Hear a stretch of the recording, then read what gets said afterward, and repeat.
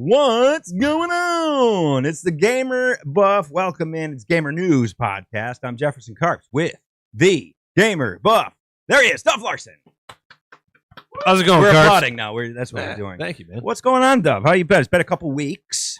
It's been good, but as I've learned from the last episode, Jeff, how the hell are you doing? Listen, I'm good. I'm working on a mustache. I know, it's beautiful. Let's just address the elephant in the room. It's so gorgeous. Oh, I love it. Thank you. You're welcome. You are the master of hair on your face, unruly face hair. So Yeah, I won't appreciate stop. that. Yeah. Sometimes I get bored. I just do weird things. Yeah, do stuff. Yeah, you got to entertain yourself. So we cover a bunch of gaming news topics here. Thank you for joining us. We're going to do things a little different from here on out. I went out and I invested in a wheel of topics. And what we're going to do... Good investment. We're going to spin the wheel of topics. Now, there's a lot of options, a lot of topics on there. You got Ubisoft. Cult of the Lamb is on there. I'm looking right now. Mythical creatures living in Dove's beard. A typical Wednesday evening for Fred Savage. Somebody please wake up Judge Whalen. Nintendo Switch 2. There's a lot of stuff, a lot of options. So we're just going to go where the wheel takes us. Does that sound okay? That sounds incredible. Hey, you guys, you into that, guys? Oh, yeah. Okay. Wondering what kind of creatures are in there. Let's go. All right, let's see what we got. Here we go.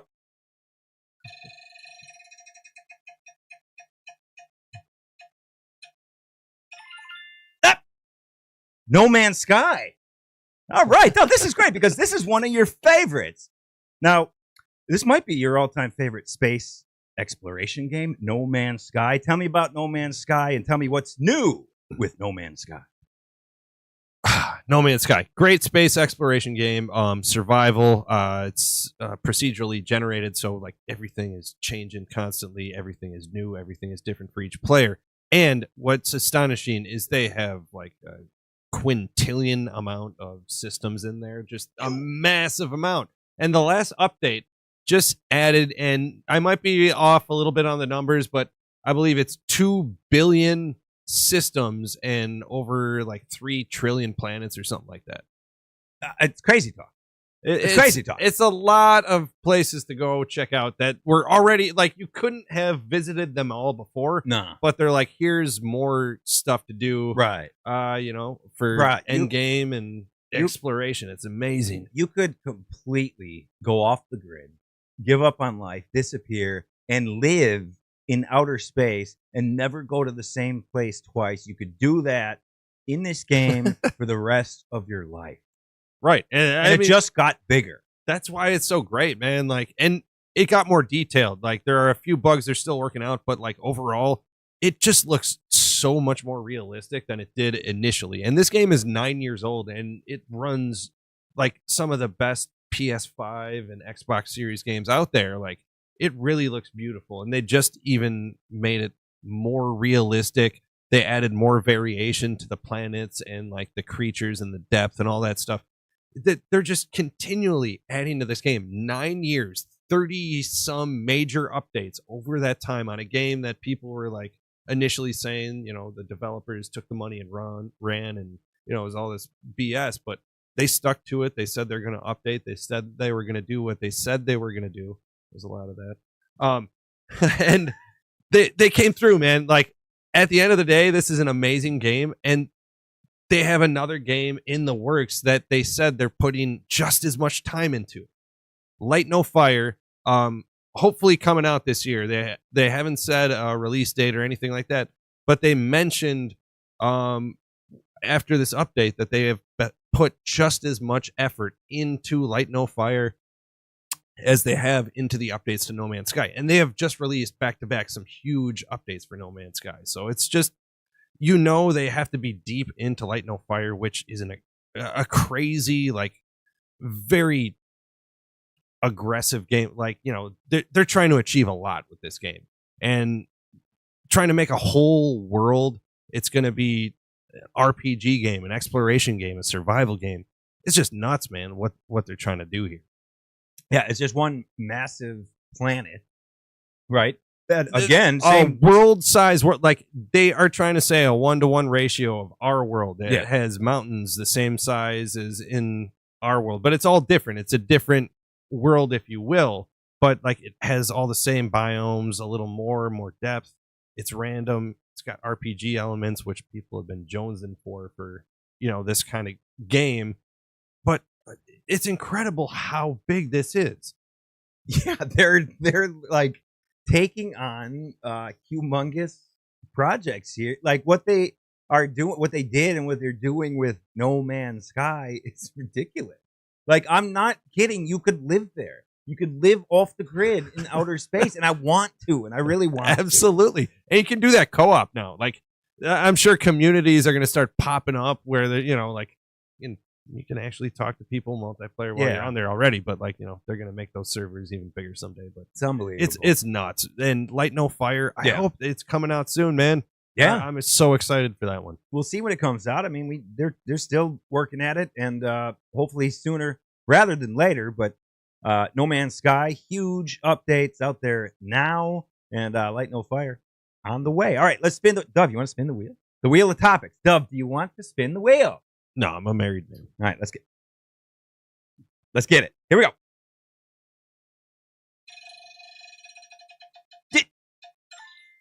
Hey, Pocketpair Publishing. This is I don't want to call it a repeat. We covered this a couple weeks ago. Pocketpair, they put out Pal World. Yep. They're fighting Nintendo in a lawsuit, a Pokemon lawsuit, and then they decided, you know what? We're going to start publishing. Mm-hmm. We're going to get some indie developers, and we're going to start making their games. We're going to publish these things for them. And then kablammy, things went crazy. One poor son of a bitch is pouring over, hundreds of thousands of gaming pitches. Oh my God! Did they bite off more than they can chew here? What's going on? They said like within one day they had 150 responses of serious developers. In a week's time, they had over 1,500 linked invitations from developers trying to get things going. I mean, it's incredible. It's insane. They want indie developers to take their money and develop the games. They're not trying to come at this from a traditional publishing standpoint where they're trying to tell you how and when to do things. Like they might be like, the audience might not like the direction you're going there. Can you change things up? No, Pocketpair is giving the developers the resources to create the games the way they see fit. And I think this is great for an indie community, especially. And that's who they're looking for. They're starting with Surgeon Studios, with Abu Bakr Salim as the first person to start working with them. They already announced it's coming out 2025. It's a horror game. It's going to be short and sweet, like Tales of Kinzara. I'm excited for it. And they already have some games in the works. They haven't announced like anything additional, but people behind the scenes can see that they've already got a couple, working. So this is great. Indie games, I'm just excited, man. It's going to be great for them because they're going to be able to develop the games they want the way they want, and that's how it should be, baby. Well, it's great on paper here. It's a great story, and it's like, oh, look at Pocketpair Publishing. They're doing all these great things. They're going to let the indie developers be the indie developers. They're going to find some awesome projects, and this is going to be really cool. But it won't matter if the games are shit, and without some direction, maybe Absolutely. they will be. We don't know.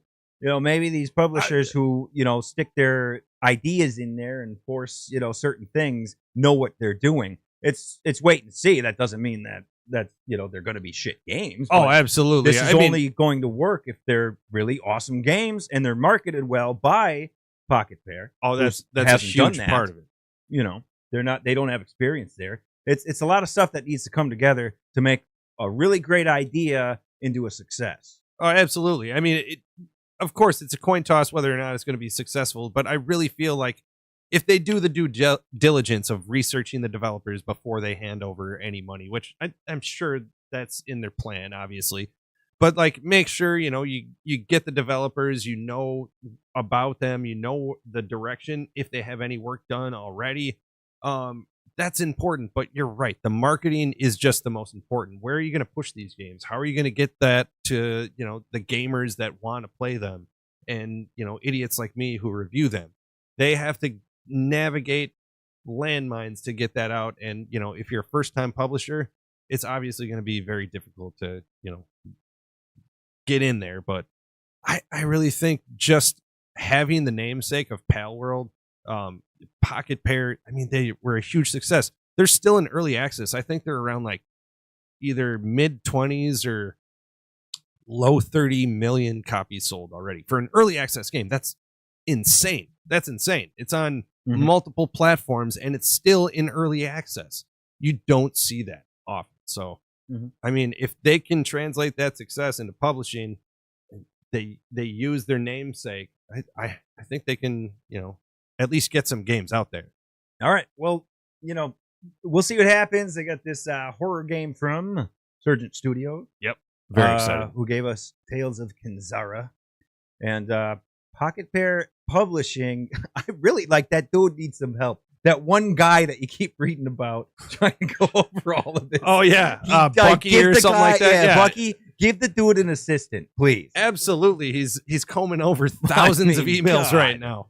Back to the wheel of topics. Good stuff remaining. We have a couple stories. I think we have time for a couple of stories here. We got Nintendo news. We got Mark of the Deep. Yeah, that's right. We have the Dark Horde. I'm personally hoping it lands on Carbon 14 dating determines the true age of Jim Adams' disgusting hat. That's my favorite topic this week. I want it to land there. Here we go.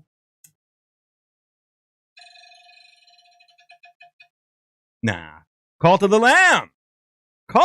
Hey, what a fun game. First of all, Cult of the Lamb. You did a great spotlight of this game, Cult of the Lamb, one of your earlier videos. It's worth looking. You can see some awesome gameplay. It's a cool looking game. It's a great funny game. Yes, absolutely. A lot of humor in there. Cult of the Lamb. They're in the news for another reason. What's up with these dudes? Well, Twitter's hitting the fees pretty hard, trying to verify, users. But instead of paying that ridiculous money for, we'll call it a gold badge. Urine. It's pea colored. Pea colored badge to verify that it's you over the blue verification. I don't know what the hell the difference is. Anyway, they're going to donate the $1,000 a month to charity instead of giving that over to Twitter, which is awesome and funny. It's fantastic. Like, screw you, Twitter. Like, anyone's gonna doubt them anyway. Also, like, now they get to give $1,000 to a different charity every month. I believe they're starting with Doctors with No Borders or Across Borders. I'm fucking up the name. Well, whatever they're doing, but regardless, it's just awesome that they're giving that money away. They're giving their verified badge monthly fee. They say we don't want a pea colored badge. We don't need it. We're gonna give this money to charity. Great job by Massive Monster. It gets them in the news. And it's funny and it's great and it's a good thing. And Cult of the Lamb. It's a fun game. Oh, it's a great game. People should check it out. Just based on this news story, they should be like, that's pretty awesome. Let me go check out these dudes' game. Oh, man, you like manage your own cult. That's first and foremost. But it's also a good dungeon crawler, procedurally generated, and it's got some like roguelike elements. So it's very random and, you increase your guys' stats throughout the run. But it's really fun. If you liked old Zelda games, if you liked Animal Crossing, give this game a try. It's great. It's Cult of the Lamb. Hey, do we? Maybe Jim can answer this. Do we have a pea-colored Twitter badge? You got Dove, Jim? Anybody? Yeah, actually, it's an extra pea-colored. No, badge. We went with the diarrhea black. God, blood in there. You can't even see it. That's the point. just fades in. And one last spin on the wheel of topics. Good grief. Hey, Super Mario World. 3D? Oh, well, it's about damn time.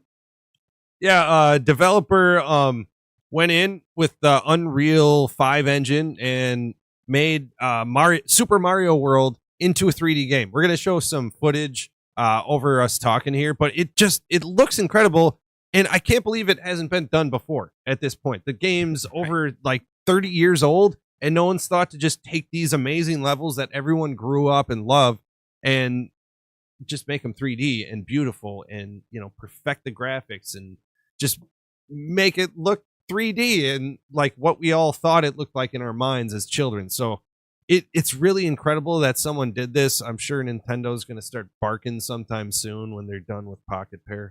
But for now, go check it out. Go look at it. You'll see it a little bit on the screen here, but why hasn't Nintendo done this, Jeff? That's my main question. Why? I mean, that'd be really awesome. Listen, sequels and advancing titles and all that stuff is great, but it's important. But like, I'd love to go back and play some of these gems from like our childhood and have them look amazing and be in 3D and just like, why did it take some dude to like make a mod to do this? And then Nintendo, obviously they're going to shut it down. At some point. But like, maybe they should take a hint. Fine, shut it down, but then do your own. You're friggin' Nintendo. Give us some of this stuff again. Oh, absolutely. Give us some. That's exactly it, man. I just want to see them go through some of the original NES games. Yeah. Super Mario Brothers 1, 2, and 3.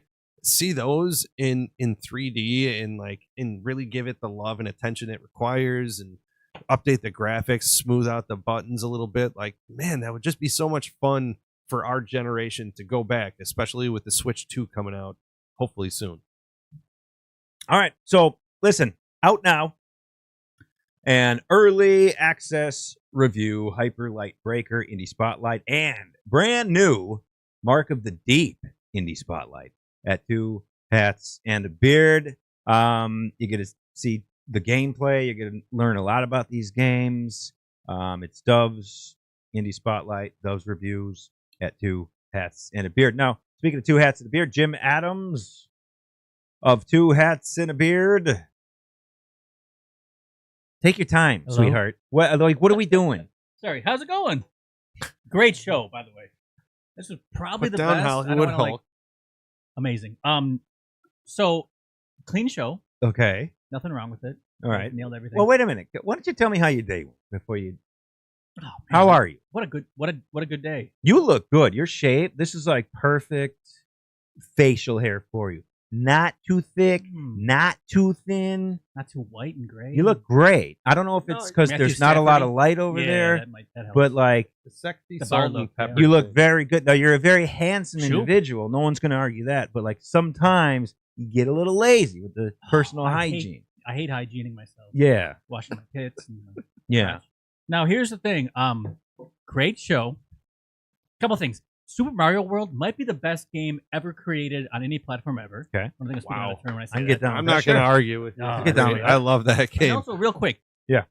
Dove's Mark of the Deep Indie Spotlight video. Yeah. Best thing I've seen Yeah, in my yeah. life. And that is not hyperbole either. No, I If know. you're watching this, go check that out. It's amazing. It's getting great buzz. It's really well done. It's interesting. It's fun. Thank you, buddy. Yeah, I was blown away. I Appreciate made a it. comment, but YouTube didn't like my comment apparently. But I don't know what happened. It like disappeared. It's gone. Yeah. It's in the Like, abyss. no, But- thank you. But yeah, so go see that if you guys haven't checked it out yet. It's amazing. Yeah, the Mark of the Deep Indie Thanks, bud. Spotlight at Two Hats and a Beard. Nice. No joke? Or- Nah, I'm over it. Mark of the Deep. It does look great. Mark of the Deep. You know that kid, that's funny because that kid, Flick from the Christmas Story, the kid who stuck his tongue on the pole. Yeah. He actually was in a movie called Deep in Mark, which was not. Couldn't have saved that for the after. Which We was. couldn't have saved that for the after. Well, I thought It's got to be in the show. he's the gamer buff. Deep in the Mark. Jesus Christ. Deep in the Mark. He's the gamer buff, Dove Larson. Let's see you, buddy. Like, share, subscribe for more content. Dove's Digital Deep Dive Indie Spotlight, Gamer Buff Podcast at Two Hats and a Beard. You want to spin the wheel before we get out of here? No. Okay. Thank you for hanging out with us. Appreciate you. We'll do it again in a week. Hey, everybody. That includes you, Dove. Game on! Game on! Oh, somebody did it. All right. All right, I'm ready. Wait, Jim, can you run upstairs and get my mustache comb?